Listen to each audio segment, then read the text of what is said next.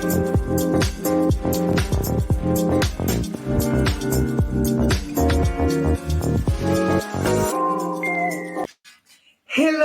and welcome to Finance Conversations.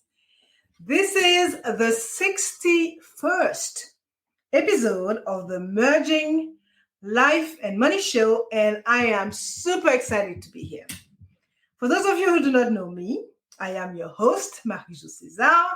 I assist professional women bridge the gap between life and money by tooling them with the necessary skills and information they need to take control of their money, manage their finances, and recognize that they can live their best lives with the money they have. Thank you for joining in today. So if you are watching the replay, make sure to type #replay in the chat and leave me some comments and questions. Welcome, and welcome. I come to you live every Thursday at 5 p.m. Pacific Standard Time to give you essential information about how to attain financial wellness and live a life of means and purpose. So, as you may know, the Merging Life and Money Show's primary purpose and my very strong why is to empower as many women as possible by sharing what I know about money and finance so that they can live their greatest lives yet. So, as the end of Financial Literacy Month approaches, I will be remiss if I did not talk about its importance and its benefits.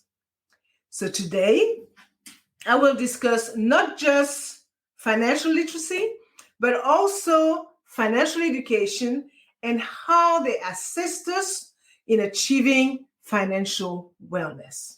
So grab a pen and a notebook, as you might want to take some notes to share and discuss with family members, friends, and colleagues, because it is about sharing values that could benefit others. So if you have any question, again, let me say, make sure to type them in the chat.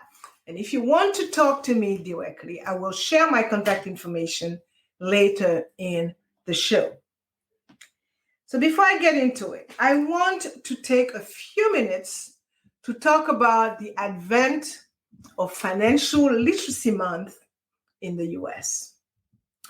So Financial Literacy Month, a nationally recognized program to raise awareness about the need of financial education in schools and for adults, has been around for a very long time.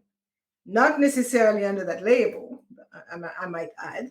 So based on my research, financial literacy in America dates all the way back to the founding of the country, 1700s, but its early years were purely informal. So personal finance lessons were not offered in schools, and financial careers specializing in financial literacy for adults did not even exist. I would also say that during that time, money management advice probably came from parents, friends, and professional mentors, right? And it's not until the 19th century, while money management was just as important as it is today, that financial literacy actually still did not have any structured education setting yet. It was only during the 21st century, right?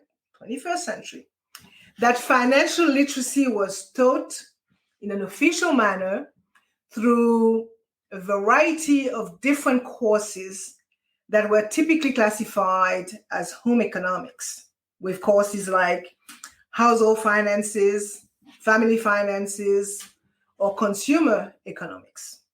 And according to a chap by the name of Alexander Lowy, a professor in the practice of finance at Gordon College in Massachusetts. The idea for introducing financial literacy into these classes originated at the University of Chicago. So through the 21st century, financial literacy really took off. It is now taught in high schools and universities throughout the United States. Today, 45 states incorporated personal finance classes in their K-12 curricula. However, only 22 states are required to offer high school students to take a personal finance class, and only 17 states require high school students to take one. Additionally, a 2017 study conducted by Champlain College scholars graded 27 states with a C or below for their efforts to promote financial literacy. So while there is still lots of room for improvement, I would say that financial literacy has evolved significantly in America, and there are many, many schools and organizations that do an excellent job at teaching it. So today I will talk about, naturally, financial education, financial literacy, and financial wellness. So let's look at the first point, which is financial education. The OECD, which stands for the Organization for Economic Cooperation and Development, defines financial education as the process by which financial consumers and investors improve their understanding of financial products and concepts, and through information, instruction, and or objective advice, develop the skills and confidence to become more aware of financial risks and opportunities, make informed choices, know where to go for help, and take other effective actions to improve their financial well-being. Simply put, and try to summarize or shorten this definition, financial education is an approach that focuses on teaching individuals about personal finance, which leads to comprehending how financial resources work, okay? And financial education empowers you to make good financial decisions and understand investment as well as money management. The fact remains that financial education is more necessary nowadays than ever before, not just for investors, but for the regular consumer, okay?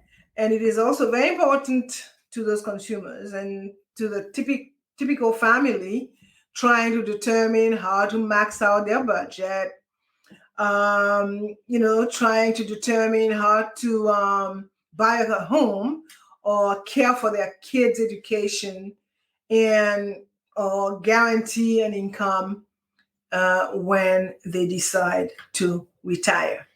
Meanwhile, these consumers and families are presented with a myriad of complex financial products with a large range of options, from reverse mortgages to annuity to choose from, rendering any financial decision that much more difficult to make. So gone are the days when they could just choose between interest rate on two different banks or savings plan, for example. At the same time, the responsibility and risk for financial decision that will have a significant influence on their future life, most notably pensions, are rapidly shifting from government and employers to the employees. So the burden is shifted to the regular consumer. Furthermore, since life expectancy is increasing, the pension issue is becoming even more critical, as an individual will be in retirement for longer periods of time. Okay, so because of the growing sophistication of finance in general, individuals who are not financially educated will not be able to pick the appropriate savings or investment for themselves, and may also be vulnerable to fraud and scams. That's how it goes, right? You don't know, and you go for it. However, when they become financially educated, they will be more inclined to save and to ask their service providers for products and services that meet their needs, which in turn will positively impact both investment levels and economic growth. So I will end the first point by saying that with the right financial education, people can learn how to save money, how to invest wisely, and how to avoid financial pitfalls. So let's look at the second point, which is financial literacy. While financial education teaches you about how to manage your money effectively and empowers you to make good financial decisions, financial literacy, on the other hand, is all about understanding the importance of these decisions. So in the final analysis, you need education to achieve literacy. So literacy implies competence in a sense, since it is an application of learning, while having an education does not necessarily result in competence or learning. So financial literacy is simply the knowledge and understanding of basic financial concepts, as well as the ability to use that knowledge and other financial skills to manage financial resources effectively for a lifetime of financial well-being. However, financial education goes a step further by teaching people, as I mentioned earlier, to manage their money more effectively and make sound financial choices. So while financial literacy is important, it is financial education that is essential for financial success. Because, again, I'm going to repeat myself, with the right financial education, you can learn how to save money, how to invest wisely, and how to avoid financial disasters. So while I totally agree that financial education is the key to achieving financial success, financial literacy is more important than ever. Okay, because it has become a prerequisite for economic survival. Moreover, the path to financial literacy begins with a solid understanding of the basics, including personal finance and money management, which are the foundations of sound financial management. So these financial literacy terms can be defined in a lot of ways, okay? And I'm going to attempt to define it. So it is the ability to manage money, make good financial choices, and achieve financial independence. It is a person's ability to understand how money works and how it impacts their life. Okay, it is not just knowing how to make a check payment, but being able to understand what that check actually represents in terms of money. Okay, it is more than being aware of the difference between debit and credit. It is a knowledge of the basic principles of money and investments. Okay, and it is not just limited to understanding financial statements, for example, as it encompasses having a good appreciation for the actual purpose of financial statements, as well as the ability to use those financial statements to achieve a desired result. So I will end this point by saying that financial literacy is not a single skills. It is a combination of knowledge, skills, and attitude that enables you to make sound decisions about financial matters, which takes me to the third point of today's show, which is financial wellness. So most people think of financial literacy and financial wellness as one and the same. When you think of it, right? How can you be financially literate, I should say, without being financially well? Well, guess what? There is a big distinction between the two concepts. And understanding that difference is key to improving your financial well-being. So basically, financial literacy is the understanding of financial terms and concepts, but simply understanding finances does not guarantee that your life, or that you will be, I should say, financially well, right? So, as explained earlier, financial literacy is developing an awareness and comprehension of how money works and how to manage it effectively. It often covers matters such as creating a budget, managing and paying off debts, and savings for the long term, such as purchasing a home or establishing a retirement nest egg. Conversely, financial wellness is the actual implementation of what you know.